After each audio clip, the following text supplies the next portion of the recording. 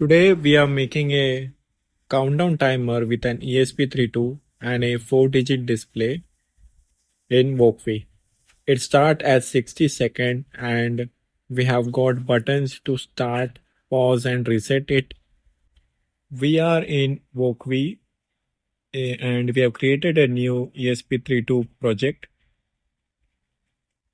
First, we need to add a TM1637 4-digit display which has the 4 wires.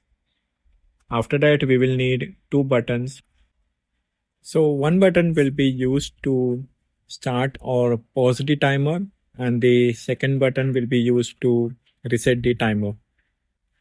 The TM1637 has VCC pin which is connected to the 3.3 volt on the ESP32. The ground connects to the ground. The clock pin of the TM1637 is connected to GPIO 22, and the data in or out pin is connected to GPIO 23. For the button, one is connected to GPIO 26, the other is connected to GPIO 27.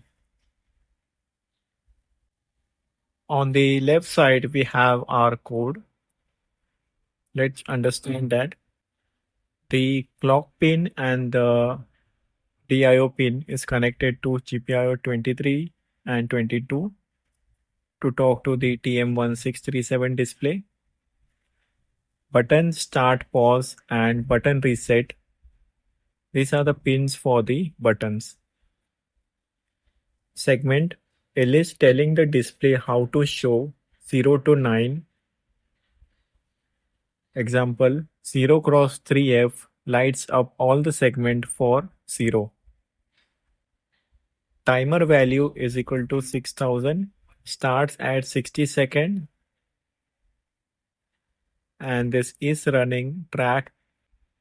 Is running is the boolean value to track if the timer is true or false. Last update and the update intervals keep time moving every 0.01 seconds. In the setup function, we have the setup pins for the clock and the DIO pin. Buttons are set as input with pull-up resistors. We wake up the TM1637 with a start signal and sets it to full brightness. Now in the loop function, first we have the buttons code and the countdown logic, where if the start or pause button is pressed, the timer toggles between running and paused. So this is the loop for that. And after that we have this reset button. If it's pressed, which is the second button, the timer is reset to 60 seconds and after that it stops if we press this reset button. Then coming below we have the countdown logic. If the timer is running and 10 milliseconds have passed, timer value is decreased by 1, which is 0.01 seconds. It will stop at 0 to prevent negative value. So this was the countdown timer logic. Then this function handled TM1637 display communication using a custom bit banging protocol.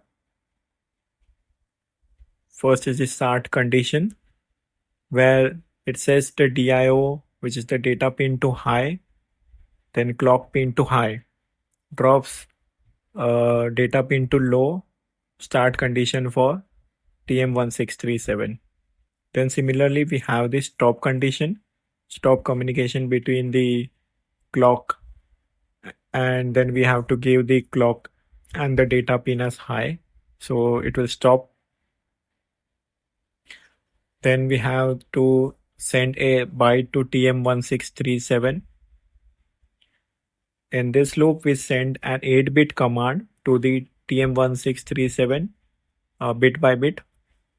It also includes an acknowledgement check by briefly setting data as input.